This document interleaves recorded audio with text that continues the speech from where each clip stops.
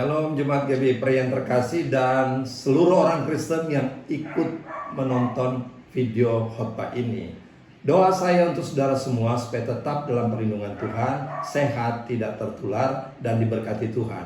Pada kesempatan ini saya mengajak saudara kembali untuk merenungkan, menerima bagian firman Tuhan yang kita baca dari Yeremia 29 ayat 7 sampai ayat yang ke-14. Saya bacakan. Usahakanlah kesejahteraan kota kemana aku buang, dan berdoalah untuk kota itu kepada Tuhan, sebab kesejahteraannya adalah kesejahteraanmu. Sungguh beginilah firman Tuhan semesta alam Allah Israel, janganlah kamu diperdayakan oleh nabi-nabimu yang ada di tengah-tengahmu dan oleh juru-juru tenungmu, dan janganlah kamu dengarkan mimpi-mimpi yang mereka mimpikan, sebab mereka bernubuat palsu kepadamu demi namaku. Aku tidak mengutus mereka. Demikianlah firman Tuhan. Ayat 10. Sebab beginilah firman Tuhan, apabila telah genap 70 tahun bagi Babel, barulah aku memperhatikan kamu. Aku akan menepati janjiku itu kepadamu dengan mengembalikan kamu ke tempat ini. Sebab aku ini mengetahui rancangan-rancangan apa yang ada padaku mengenai kamu. Demikianlah firman Tuhan, rancangan damai sejahtera, yaitu rancangan damai sejahtera, bukan rancangan kecelakaan, untuk memberikan kepadamu hari depan yang penuh harapan. Haleluya. Dan apabila kamu berseru dan datang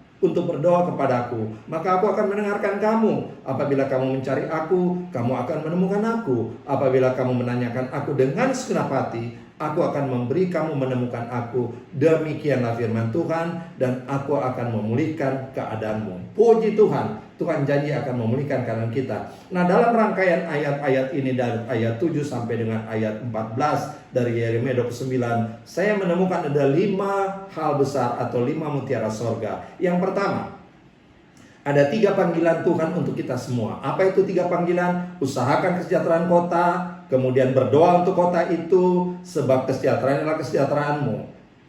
Salah satu untuk mensejahterakan kota ini, yaitu kita putuskan mata rantai penularan virus corona ini dengan tidak salaman, tidak berpelukan, atau tidak bertemu orang, hanya diam di rumah. Saudara bisa bayangkan kalau semua rakyat Indonesia diam dalam rumah, maka pasien yang ada di rumah sakit tinggal tunggu sembuhnya, tidak akan muncul pasien baru. Ini salah satu langkah usahakan kesejahteraan kota. Yang kedua, dikatakan berdoalah untuk kota ini kepada Tuhan. Sekarang skalanya bukan untuk kota, karena virus ini dimulai dari 1 negara, sekarang menyebar sudah 200 negara di dunia ini. Dan kita berdoa supaya stop sampai 200, jangan tambah lagi. Artinya doa kita tidak hanya untuk kota, tapi untuk dunia. Sekarang orang Kristen dipanggil berdoa untuk skala dunia. Haleluya. Yang ketiga, sebab kesejahteraannya adalah kesejahteraanmu. Jadi sejahteranya setiap negara, kota di bagian negara akan menjadi sejahtera kita. Sekali lagi saya katakan, dimulai dari 1 negara sekarang menyebar ke 200 negara.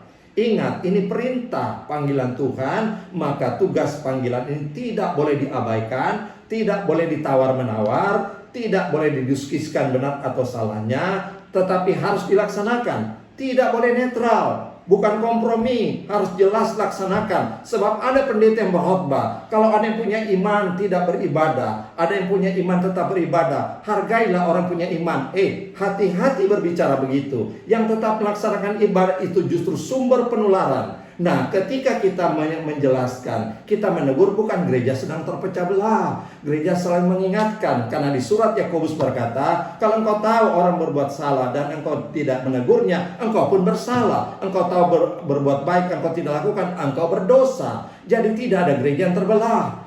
Dalam hal ini saya ajak, jangan ada kompromistis. Kalau memang penularan itu terjadi karena pertemuan orang banyak, jangan kita bilang hargailah iman mereka yang bertemu dengan orang banyak dalam gereja. Justru sekarang gereja dikecam.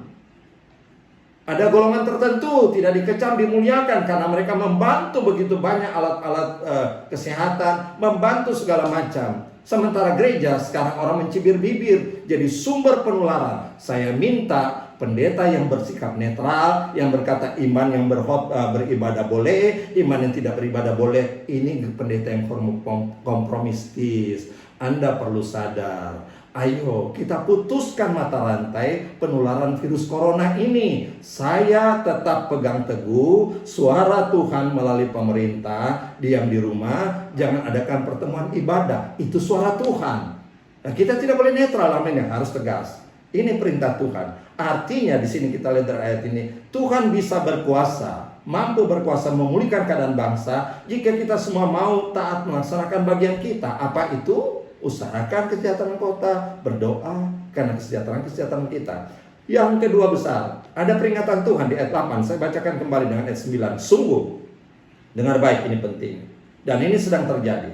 Beginilah firman Tuhan semesta alam Allah Israel. Jarang ada firman Tuhan dimulai dengan kata sungguh. Beginilah firman Tuhan semesta alam Allah Israel. Ini triple ini. Berarti ini sangat serius.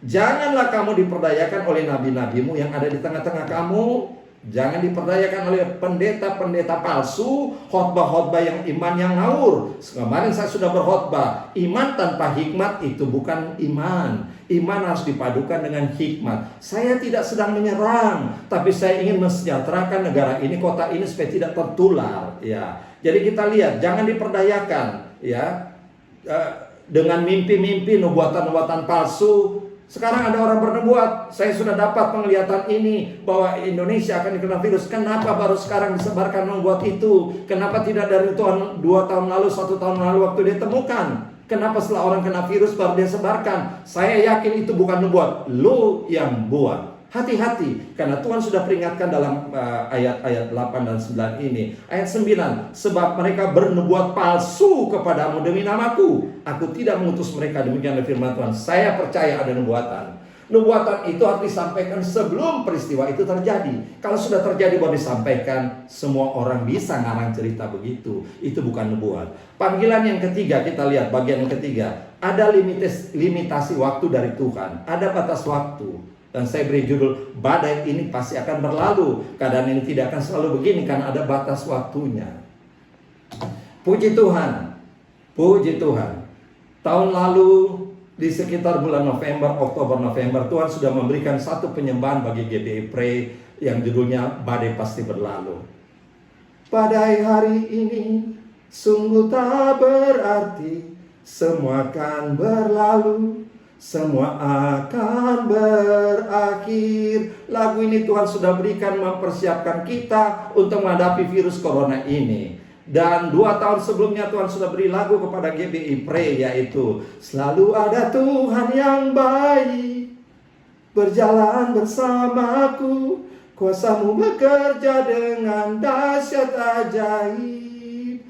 Selalu ada Tuhan yang baik menetapkan langkahku, Kau jadikanku lebih dari pemenang. Padukan 2 lagu ini, badai pasti berlalu. Saudara dan saya yang sedang menonton video ini pasti menjadi lebih daripada pemenang. Puji nama Tuhan. Yang keempat, semua ada dalam kontrol dan rancangan Tuhan. Ayat 11 saya bacakan. Sebab aku ini mengetahui rancangan-rancangan apa yang ada padaku mengenai kamu. Demikianlah firman Tuhan, yaitu rancangan damai sejahtera dan bukan rancangan kecelakaan, untuk memberikan kepadamu hari depan yang penuh harapan. Tuhan tahu rancangannya, dan Tuhan kontrol semua.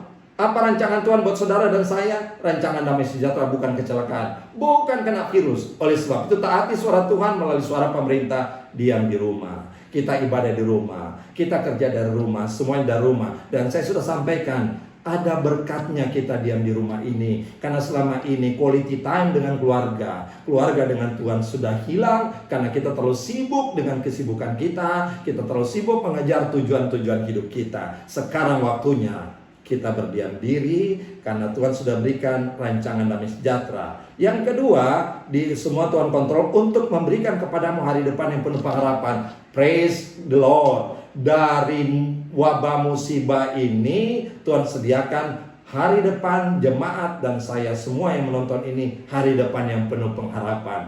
Semua di rumah berkata bersama-sama dengan saya punya hari depan yang penuh pengharapan bersama. Saya punya hari depan yang penuh pengharapan bersama Yesus. Yang terakhir, yang kelima, ada jaminan Tuhan menjawab doa dan memulihkan keadaan. Ayatnya ayat 12, 13, 14. Saya bacakan ulang. Dan apabila kamu berseru dan datang kepadaku untuk berdoa, maka aku akan mendengarkan kamu. Tuhan jamin Tuhan mau mendengar. bagi orang yang mau mensejahterakan kota dengan tetap diam di rumah, dengan tetap mendoakan dan mensejahterakan yang lain. Tuhan mau dengar doa. Ayat 13, apabila kamu mencari aku, kamu akan menemukan aku. Apabila kamu menanyakan aku dengan segenap hati, aku akan memberikan kamu menemukan aku. Tuhan siap bertemu dengan kita dengan Tuhan. Demikianlah firman Tuhan dan janji yang terakhir. Aku akan memulihkan keadaanmu. Badai pasti berlalu. Haleluya, tinggal tunggu waktu Tuhan. Nah, saya kembali ada 3 panggilan yang Tuhan minta dari kita. Usahakan kesejahteraan kota. Tetap berdiam di rumah. Tetap bekerja di rumah. Tetap beribadah di rumah. Berdoa tidak hanya untuk kota, keluarga, gereja, tapi dunia. Yang ketiga, kesejahteraannya adalah kesejahteraan kita. Saya himbau saudara, di luar kita sana ada begitu banyak orang Kristen jemaat yang tidak bisa keluar rumah. Dan saya dengar mereka sudah kehabisan bahan makanan.